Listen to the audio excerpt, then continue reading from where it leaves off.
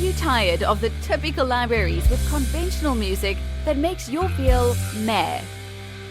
Introducing Leerecs.com, the music website made for and by minds like you. Our team are lifelong musicians and producers in love with music.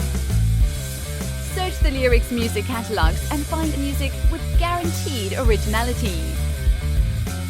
Mark the difference with music of signature at Leerecs.com.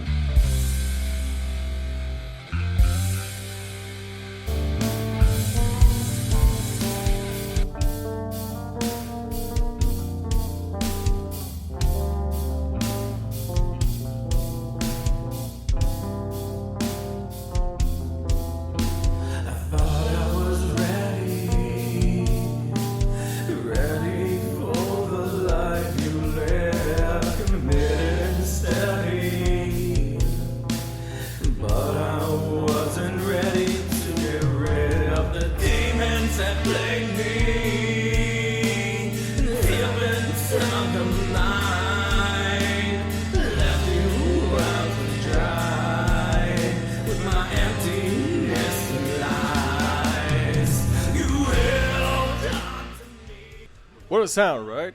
This is reminds me very good bands I heard used to follow and admire, and this is Destroying Daydreams. That's the song by a band from Connecticut named Inhu, and we have the privilege to speak with their singer, main composer, Brandon.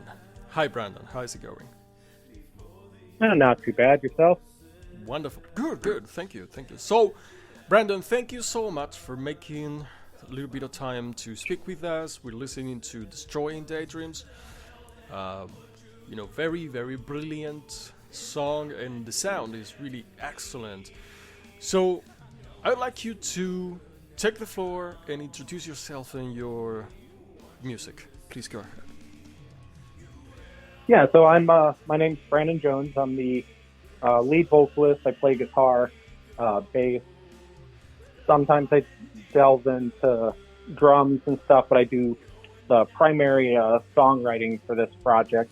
I do have a drummer by the name of AJ Ferreira, who currently isn't with me today to do this interview, but he does mostly the drums, but he as well can do some songwriting, guitar work and stuff, which has been done on some other tracks of ours. We've been doing this together not even long, probably 2-3 years, I want to say now. Inhu, though, on the other hand, I've been doing kind of by myself for quite a bit longer. It's something that I started off in notebooks with poetry and stuff like that. I actually started writing lyrics and stuff well before I ever got into guitar playing. I actually wrote a bunch of stuff, and around 2005, 2006, I bought myself my first electric while deployed in Iraq, and from there I picked that up, started learning how to play the guitar, and kind of started putting those words to use. So then Inhu's kind of been crafted from that point on, I guess. That's an incredible story. That's amazing. That's incredible. You, I'm sure, have a lot of deep experiences for your music, right? Do you want to dive into that? Yeah, when it comes to songwriting, so this particular single that we're discussing today, Destroying Daydreams, is kind of an interesting track. So far, up to this point, with all of the releases that Inhu has done, I just started releasing a lot of the electric tracks this year. Last year, I actually released an entire acoustic album. which is something that I kind of worked on by myself. It was a lot easier to do something like that by yourself. Once I found the drummer, then it made it a little easier to start doing electric stuff. But this track in particular was actually written for another project back in, I think, 2017, 2018. It was a project that was helmed by myself on acoustic guitar, and then I had a vocalist named Angela who was doing the singing duties on that, and then she would also play a little bit of piano. We originally had 3 tracks that we were going to release, which were going to tell a story, and Destroying Daydreams was supposed to be track number 2. Track number 1 was supposed to be her point of view in a relationship, while track number 2 was supposed to be the boyfriend's or the significant other's point of view of the relationship, and then track 3 was going to be kind of like a duet between the two, where they realized that this isn't just going to work for them. And the interesting thing about Destroying Daydreams for me is it's the first time that I kind of took this songwriting trip a little bit differently than I normally do. Because a lot of the songs that I wrote, they were either about my own thoughts, my own feelings, my own emotions, stuff like that, my own point of view of the world. And this is the first time that I sort of started tapping into the songwriting aspect of kind of storytelling, as well as something that wasn't necessarily anchored on myself in a way. Amazing. So you mentioned that you had a singer previously? Yeah, so this song, Destroying Daydreams, was originally written for another project entirely. That project's name was Endlessly Unspoken. I believe we released one track once, and after that, things just fell apart creatively. Like, things just weren't working out between myself and the vocalist, so we ended up parting ways and decided that I would take this track and then she would take the other lyrics that were written, because this is the only track that I kind of helped to write the lyrics for. All the music I wrote, but originally I wrote it on the acoustic, and when I brought it over to Inhu, I kind of gave it a little bit of a heavier edge, just a little bit more electric to it. And kind of gives it a little bit, I don't know, a little bit more of like a post-grunge, modern rock/metal vibe, as opposed to what it probably would have been, which would have been more of a songwriter style. It's something that in the back of my head, I would still like to revisit at some point, with either another female vocalist or perhaps the original female vocalist, if we can try to figure out a way to get that original vision to come up and come to mind and get it out there for the world, because I still think that it was a really cool idea. Right. So, okay. Here we talk about the backstage of musicianship, right? I think this is a good topic. If you would like to dive into that, how do you deal with creative differences? Try to make it work out, and after trying, how do you deal with parting ways? What's your perspective on all of that? Well, when it comes to creative ideas, a lot of the music that I've made, so like in the beginning as an artist, I know it's very difficult to share ideas with other people. We kind of, as artists, we hold ourselves so tightly to the ideas that we have, that we believe that if we don't get them out the exact same way as we envision them, then we feel like we almost corrupted ourselves. But as we blossom as musicians, we start to realize that by allowing other people to help mold and sculpt our visions, we're actually getting a better painted piece in a way, because like at the end of it, like there's just so much more texture to it, so much more that could be put into it. So nowadays, the way that I approach creative differences is probably much different than when I first started doing music. Because like nowadays, if somebody has an idea, no matter what it is, I'm usually going to try it. Because the worst case when you're writing a song and even recording is going to be quite a bit of a different art from even just playing the song. But I'll give it a try. We'll try it. We'll even sit on it for like a while. We'll try a take and maybe give it a week and just kind of re-listen to it over and over again. Sometimes even a bad idea might spark a better idea. Or sometimes that bad idea might not be a bad idea. It's just got bad execution. So I try to be very open-minded to things, allow things to kind of work in a more natural way, not say no to anything as best as possible. I can't really say that I was probably the same way back in a couple of years ago because, of course, I was a little bit younger and a little bit more naive and haven't fully written out a lot of stuff at that point. So it's a little harder to allow your ideas to be kind of changed, if you will, which is something that I still notice with other people. Other people will tend to kind of do that. They have an idea for something and they want it to fall out that same exact way that they envisioned it.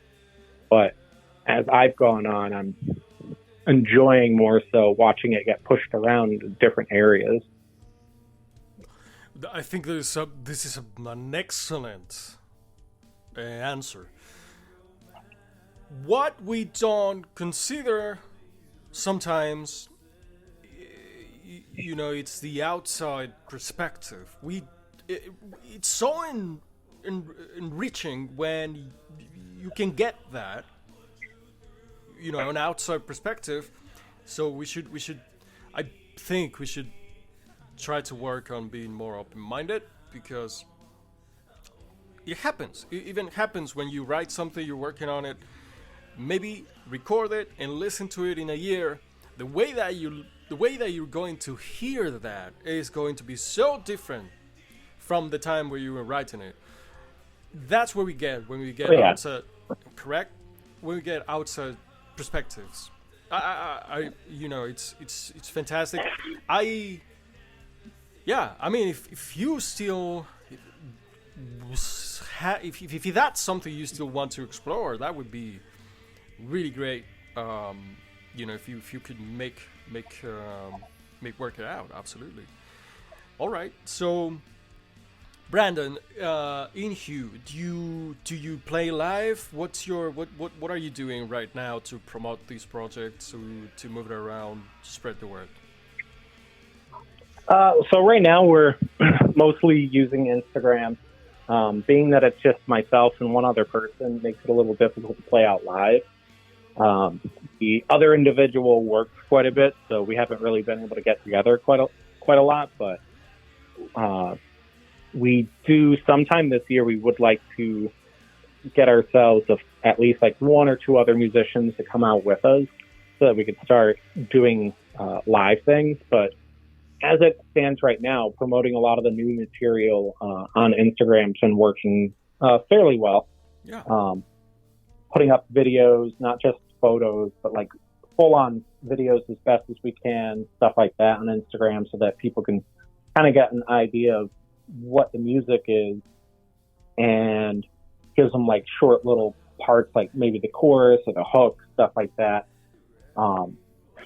We were doing live videos last year and the year before that, especially when like COVID hit. We were doing a lot of acoustic live videos, and we might start getting back into that and maybe even try to go do some acoustic performances.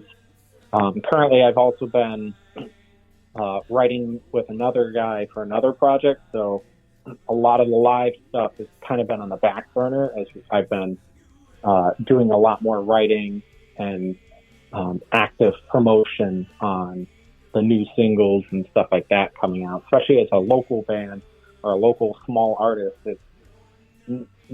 It's a one-man kind of thing where I have to run the Instagram page, make all the videos, make all the content, record, write the songs, edit, put them up, all of that. Absolutely. It's actually it's a tough it's a tough job. Like, you know, this is what is going on. People are. It's not just about the music. We have to do all the other stuff as well. It's a tough job. Yeah. Oh yeah, there's a lot of background stuff that people don't see, but it's worth it when you put it out there and it connects with the right people or resonates with the right people. It is. Certainly it is. So, what, in case, what kind of, like, what other musicians, what other instruments are you looking for? What are your influences? If, you know, could be like a call out to get you some other musicians to play with. Well, the musicians that we'd probably be looking for would be like a guitarist and a bass player. Okay. While I can play the guitar, some of the riffs that I've written, the way that I wrote them don't necessarily make it easy to sing and play at the same exact time. And I would prefer just having one person to kind of do mostly the guitar duties, so that way I don't have to do double duty on that. Yeah. Like we've already discussed that worst case we would do, I would have my drummer, we'd have a guitarist, and then I would do double duty with the bass and vocals at some point if need be. That would be cool. But even the bass is a little bit of a different animal when it comes to guitars, because guitars you play one way and the bass you have to play a completely different way. So it's that's a great story. Why don't we try to explain the fundamental difference between, you know, guitar and bass? Well, that's something that could that's a thing that could go on forever. I mean, when it comes to, so like guitars obviously have like a higher frequency and there's a little bit more attack to them. The bass is a lot lower end, but that couples really well with the drummer, which is great because like if I'm playing bass and I have a very tight drummer, which I do, then it's very easy for me to stick into that groove and play it. With the guitar is not necessarily trying to fit into the drums the same exact way. It tries to fall into different patterns sometimes, and that's something that a lot of us, even musicians, like sometimes fail to realize that there's differences between the frequencies and the way that they're supposed to come together and stuff like that. Yeah, that's a good explanation. I think that covers it. Beautiful. Okay, 2 more questions for you. Hopefully you have a little bit more time. The first one is, if you could paint your perfect future regarding your musicianship, right? Mm-hmm. How would it be? Well, the perfect picture would just be I'm doing pretty much music every day. I wouldn't really care how I'm doing the music.